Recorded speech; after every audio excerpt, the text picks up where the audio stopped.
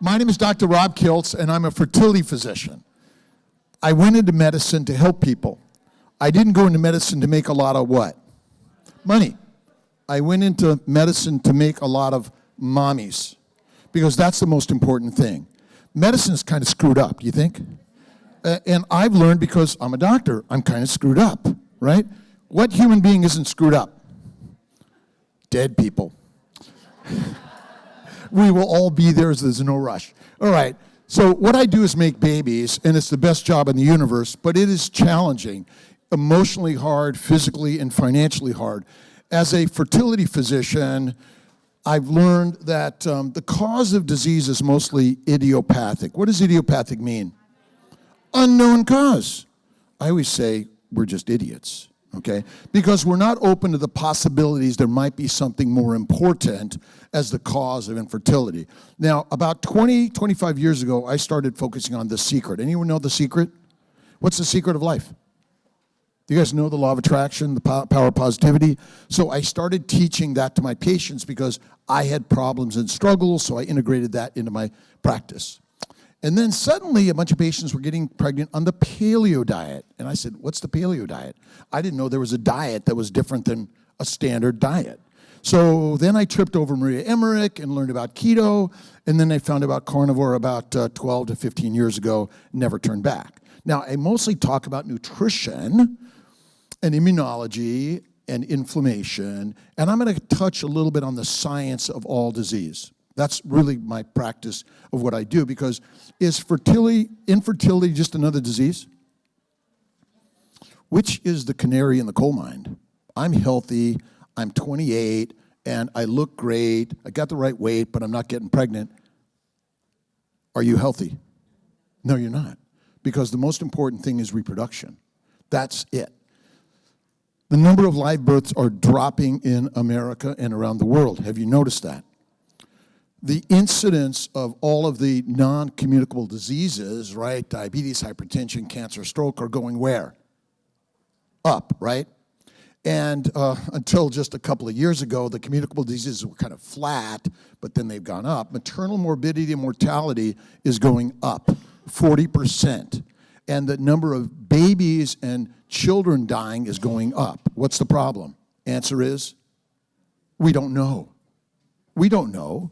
Is that an answer that you like hearing from anyone? No way, right? All right, so the causes of all disease, we'll talk about that, but infertility and reproductive disorders, just another long list. If you know someone that's infertile, male or female, raise your hand. Had pregnancy losses, keep your hands up on this one, right?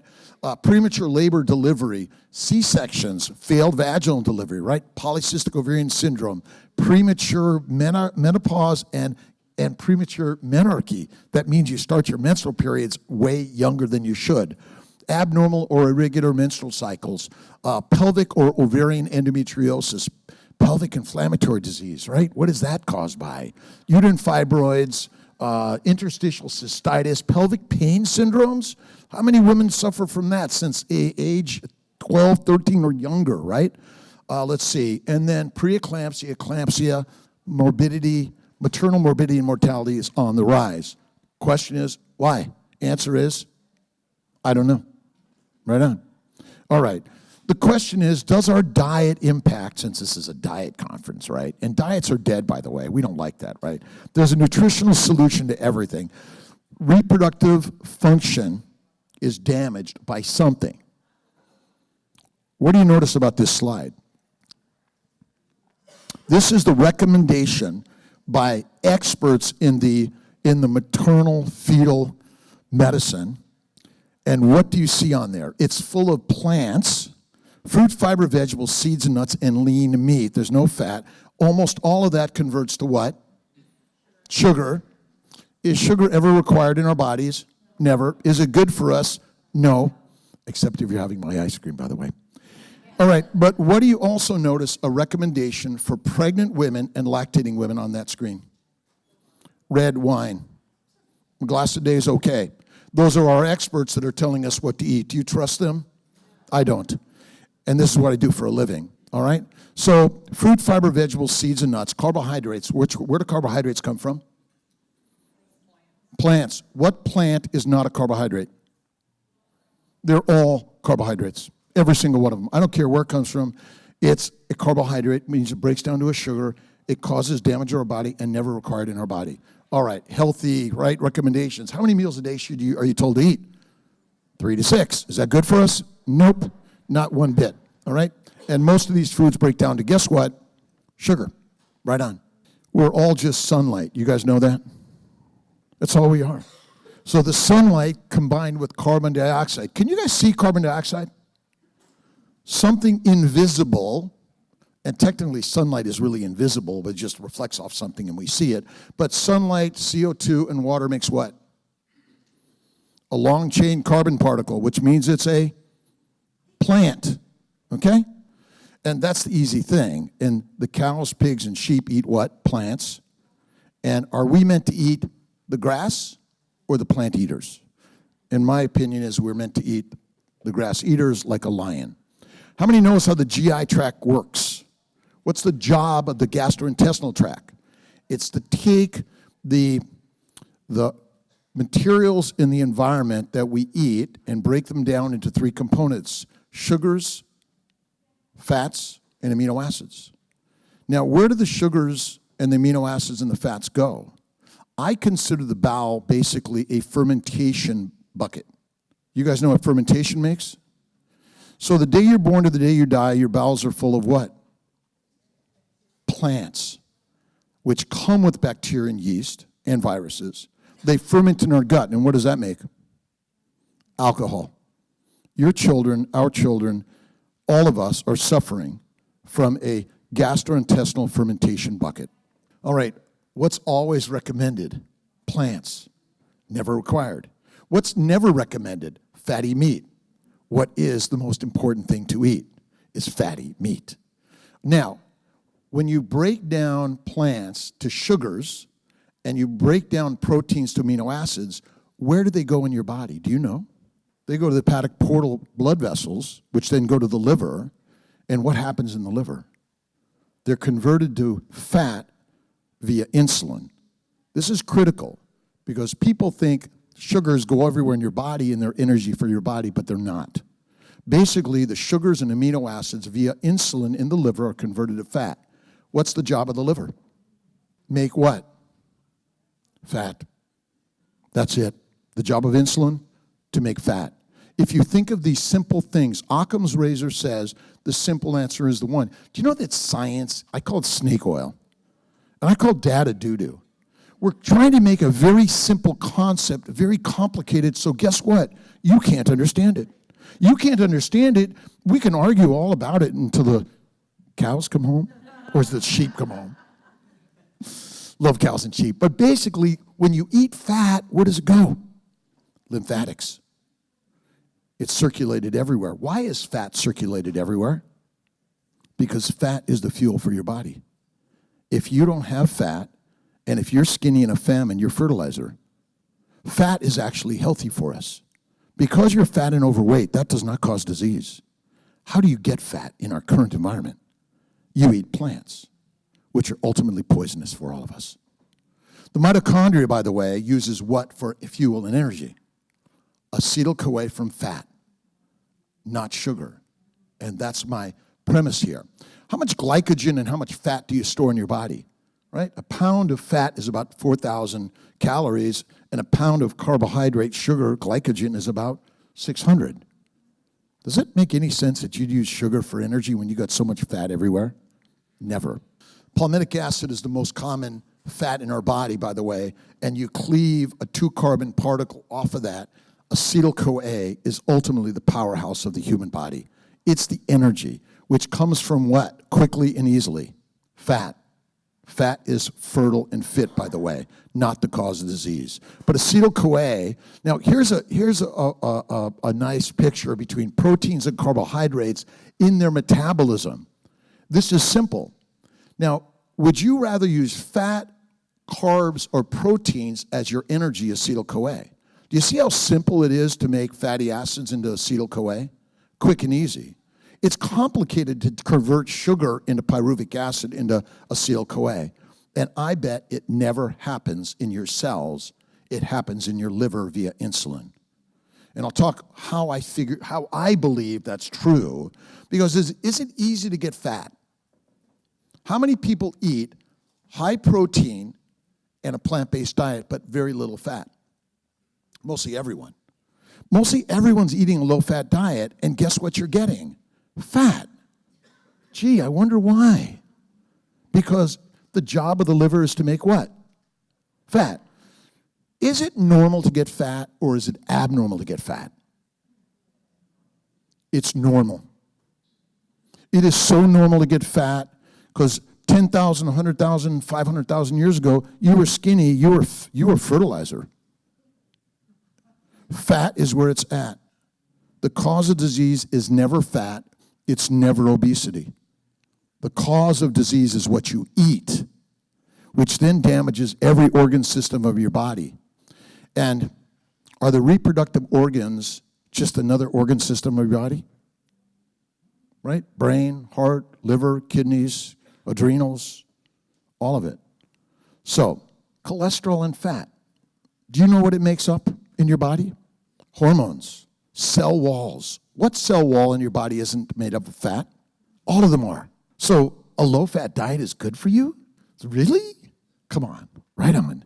So ultimately, cholesterol is critical to make your, someone said it, hormones. Vitamin D. Are your hormones important? Yes. So guess what? Your cell wall. So have you ever noticed when you put fat or oil in water versus sugar in water, what happens to the fat? It floats. It comes together, right? What happens to the sugars? Dissolve. Are you made of sugar or made of fat? What do you think? You get in a bathtub, you dissolve?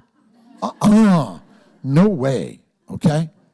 So we're going to talk a little bit about the membrane, cell membrane. I'm going to talk a little bit about the sugars. Okay, I said that glucose is not the energy of your cell. The question is, what is it for? Does anyone here know anything about glycosylation or the glycobiome? What's the purpose of amino acids? Do you guys know what they are for? Building blocks of proteins, okay? And then sugars are added to a protein called glycosylation. How important is that? It's the most important thing our body does, and you don't even know about it. The glycobiome, or the glycocalyx, is a sugar coating that basically coats every cell, including our bowels, our vascular system, our lymphatics, in order to be the barcode that says friend or foe, enter or stay out. But most people don't understand or know this because all they talk about is amino acids and proteins. Proteins are so important. Do you know if a protein is not glycosylated, you're dead? It's the most important thing. Neurotransmitters and hormones and receptors are all glycosylated. Anyone know about glycation? Glycation, right? Right? So sugars glycate, it's called rust, because you're eating what?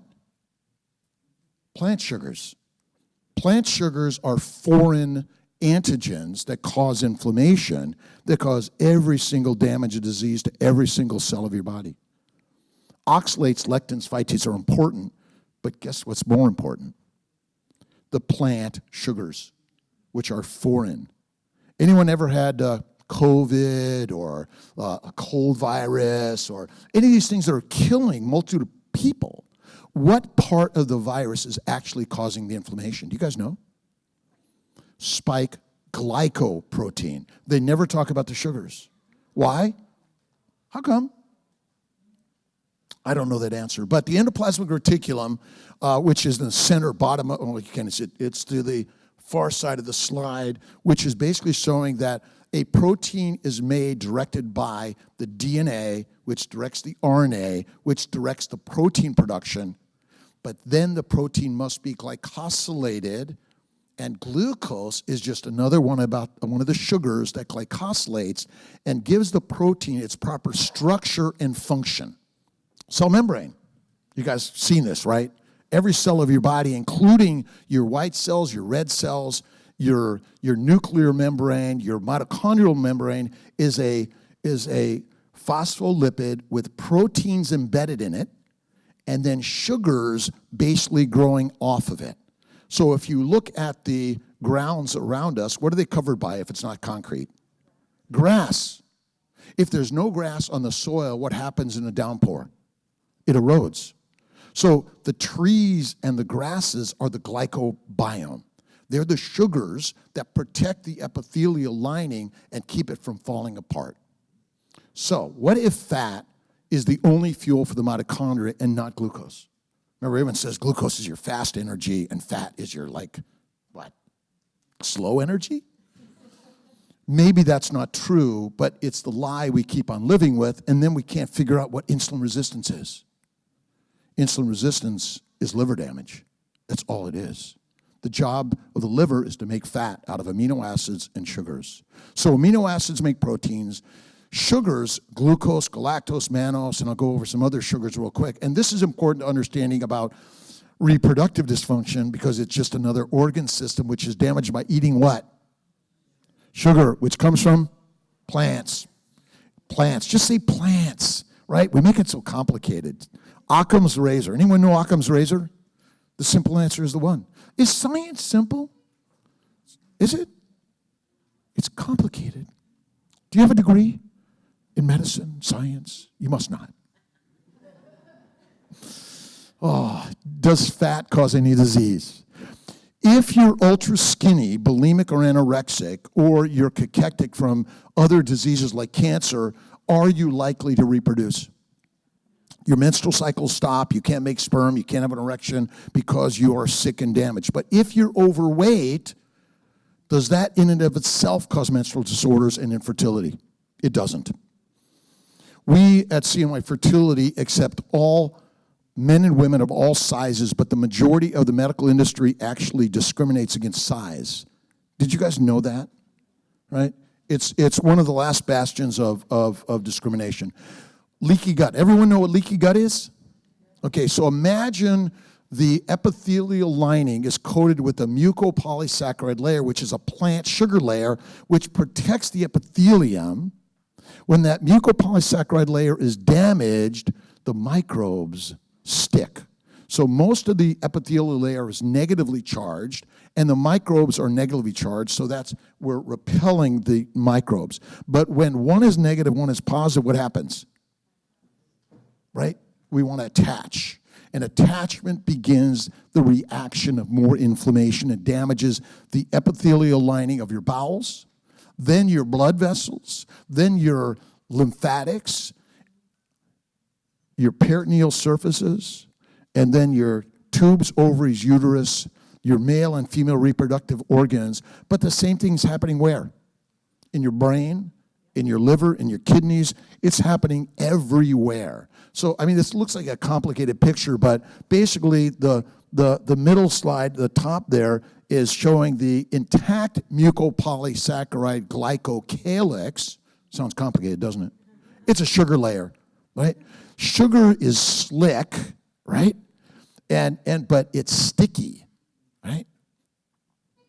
All right, all major organs are affected by what? The environment. What you breathe, drink, eat, and what you bathe in, including the room here, which has whatever's floating around. None of us really know what it is.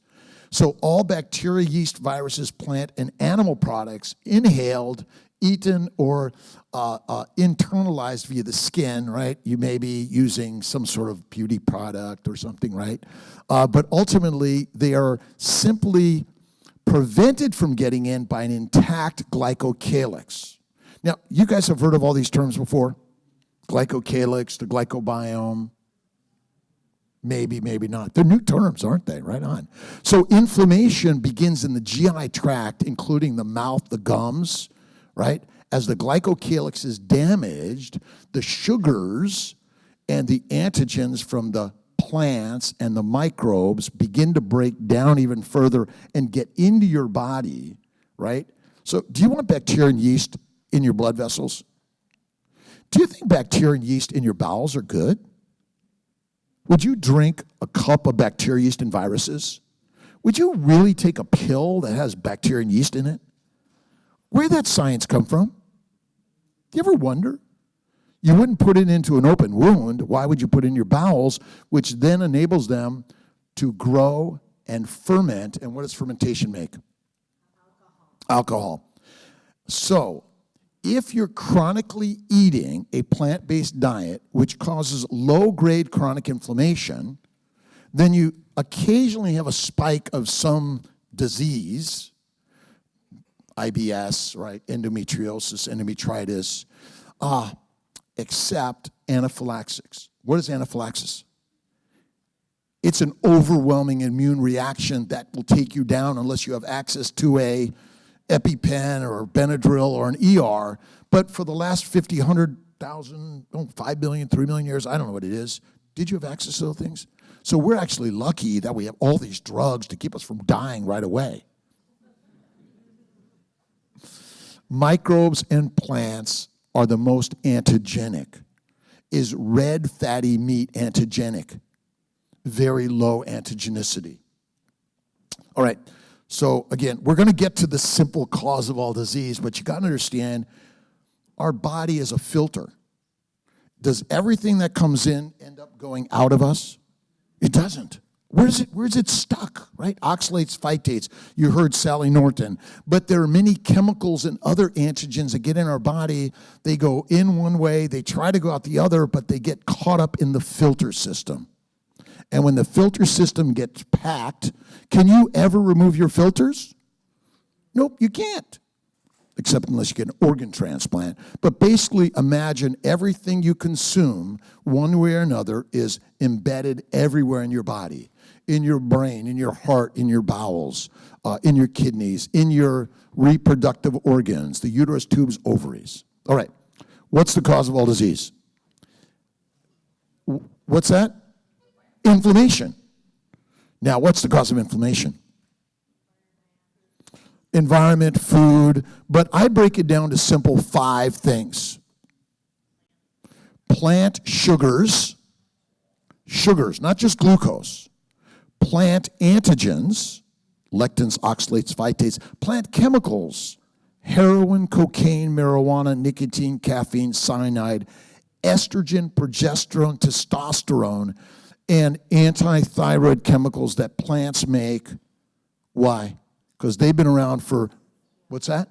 Protect them. They want to be eaten? No. What organism wants to be eaten? None.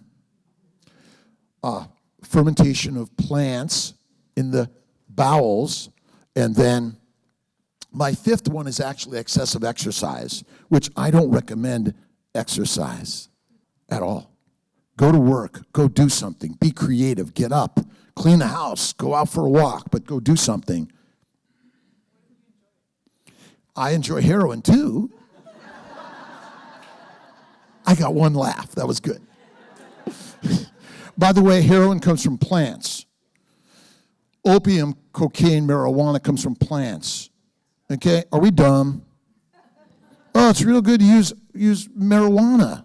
The glycobiome. Just keep the glycobiome in your brain. You don't have to be an expert at it. But the glycobiome trumps the microbiome. The microbiome is killing you.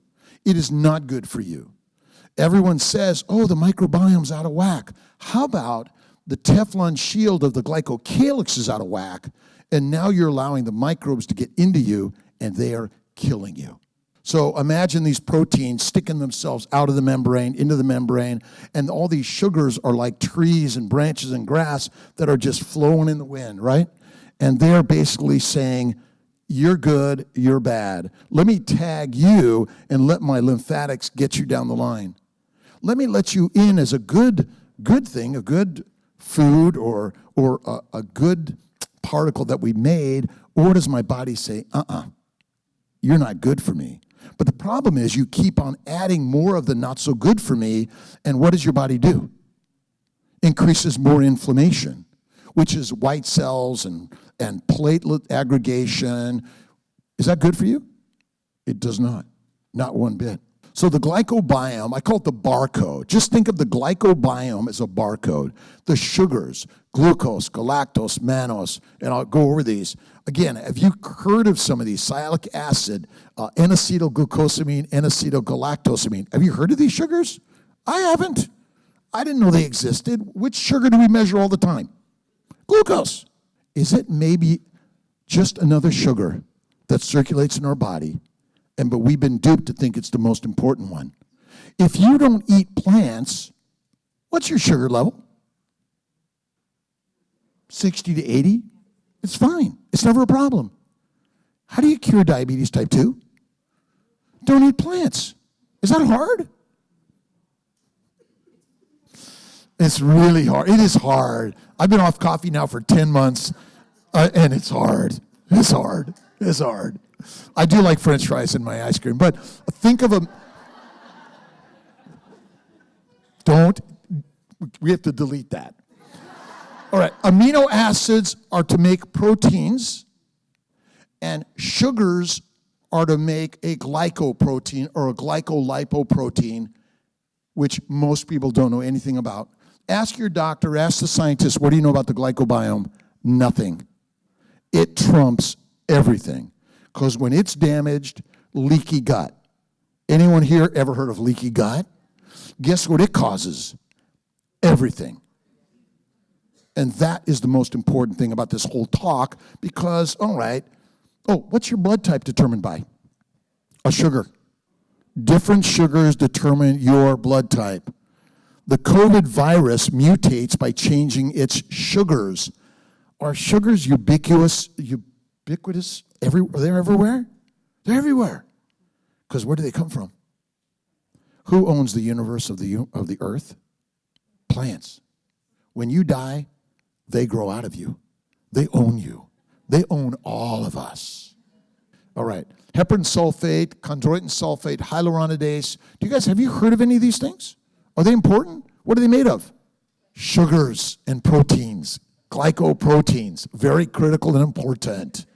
All right. Yeast, insects, non-human mammals, plants, they have different sugars which tell you they're foreign. The sperm and egg and embryos have important sugars on the outside of it. It does. It says the right sperm, the right egg, the right embryo, the right uterus to implant in. How do you damage the glycocalyx and the glycobiome? You put foreign sugars into it. You know all about diabetics. My sister Mary Ann died of diabetes at 52. She is one of the reasons that I talk so much about it. My good friend Dave Kilmer died at 52. He was a healthy doctor. He was healthy. He gets cancer and he dies. And I went on a quest to figure out why, because he was healthy. And that's when I learned about carnivore. That's where I began to learn about the glycobiome and the glycocalyx. That's when I learned and realized that plant sugars can be consumed from time to time, but we eat them how many times a day? 3 to 6 all day. When is your bowels ever empty? Never. So that means you're always secreting glucose to your liver. Is plant glucose good for you? It is not. Use it from time to time. I would say white cane sugar from time to time, but complex carbohydrates are deadly. Sperm, eggs, and embryos, and a uterus is critical to have a normal glycocalyx, a glycobiome. Aberrant sperm. You guys ever looked under a microscope and seen bad sperm? It's misshapen, it can't swim right. Why? Because the glycocalyx is damaged due to exposure of, first of all, plant sugars, and then you add all the other chemicals, and then you add the antigens. Lectins, oxalates, phytates, and more. All right, glycosylation, the glycocode, all right, it plays a critical role in reproduction. Are you surprised? We're not, right? My sister got diabetes at age 4. Why? Any guesses? Sugar. And what's the American Diabetic Association's diet for a diabetic? Sugar. Lettuce, vegetables. Oh, what's a vegetable? It's a plant, which means it's a... Is that dumb? I mean, it's like, like when someone says you can have a low-carb plant, a low-carb vegetable, like, it's like a filtered cigarette. Is it good for us? No way. I'm going to zip through some of these so I can get some. This is basically the same. Look at All of us, hepatogenous diabetes, being fat or being skinny. You got to have so much fat on your body to reproduce. Polar bears must be fat in order to reproduce, and the fattier they get, the more babies they get. If they are skinny, they might get pregnant with 1. If they're fatter, with 2, and even fatter with 3. When a polar bear nests or a bear hibernates for 6 months, do they lose muscle or bone mass? They do not. They only lose fat, because fat is the fuel for the body. And remember, a fat cell contains amino acids and sugars, which builds a baby. Remember, that baby is not getting a mom who's eating 3 times a day. When a woman is pregnant, how many meals a day should she have? In the first trimester? None. You better be fat, because you eat those plants, they contain the poisons that may kill your baby. Why do you think we have hyperemesis in the first trimester? To protect your baby from you eating, guess what? Poisonous plants. That's it. Hepatogenous diabetes. Anyone heard of it? Insulin resistance is caused by liver damage. When the liver is damaged, you cannot convert sugar to fat fast enough. Your sugar levels go up. If your sugar levels go up, the damage goes up. And what else goes up when your sugar levels go up? Insulin. See, there's nothing wrong with your insulin. There's nothing wrong with your receptors. The liver is damaged. Liver failure is on the rise. More liver transplants from non-alcoholic fatty liver disease. Okay? When you eat carbs, do you make alcohol? Yes. Could that also contribute to liver failure? Cirrhosis. 96% of cirrhotics have insulin resistance and 30% have frank diabetes. This is one thing I learned. When I learned this part, it now showed me, because glucose is not the energy. It's a precursor, and your body makes sugars. Normal liver function, you're fine. But as the sugar exposure to the liver comes, it causes less liver function. So now your liver can only convert 50% of the sugars to fat, and amino acids, by the way. So you then develop all sorts of diseases. It doesn't look pretty. And then the doctors want to do all sorts of tests and get you a transplant. But before that, you get a bunch of drugs. And what do they tell you to eat? Plants. Okay, Mindy Peltz is awesome. Should we fast? All day long. Fasting is the most important thing. I typically do 1 meal a day. I typically do a 2-day fast once a week, a 3-day fast once a month, and a 5-day fast twice a year to empty the bowels, to protect and heal what? The glycobiome, the glycocalyx, not the microbiome, the glycobiome, the sugar Teflon layer that protects our bodies. Fasting is lasting, and it is critical. And if you're fat, you're fertile and fantastic. And if there's a famine, you're in good shape. And excuse the comment, but reproduction, men are looking for fat, not skinny. Okay? That is it. So every move that we're all trying to be skinny is deadly and dumb. But that's the message we share in modern medicine, right?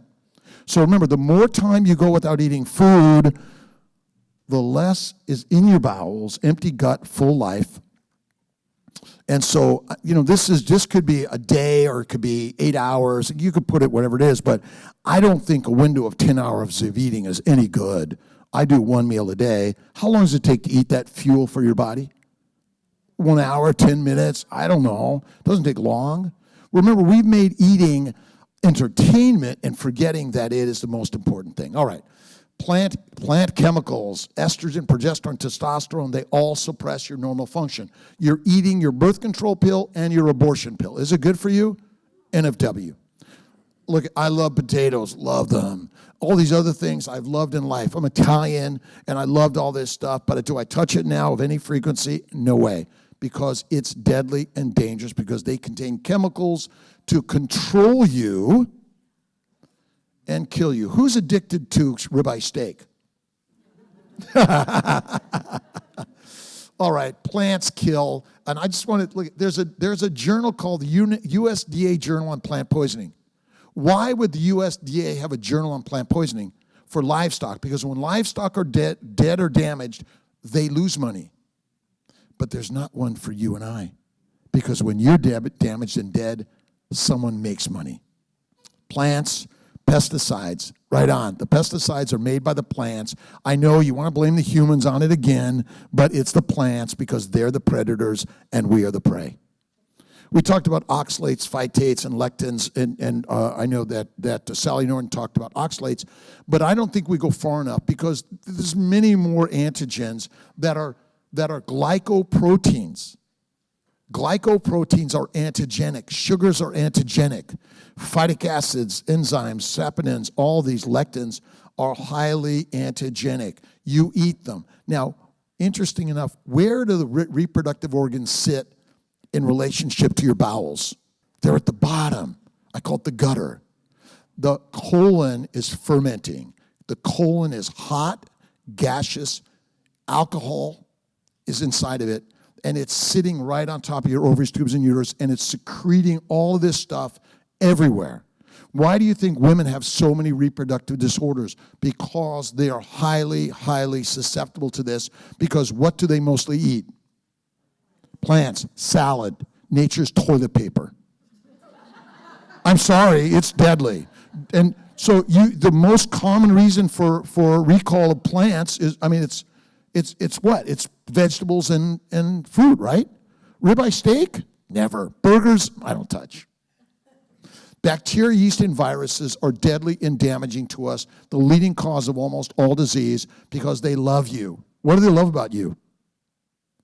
You're sweet as can be.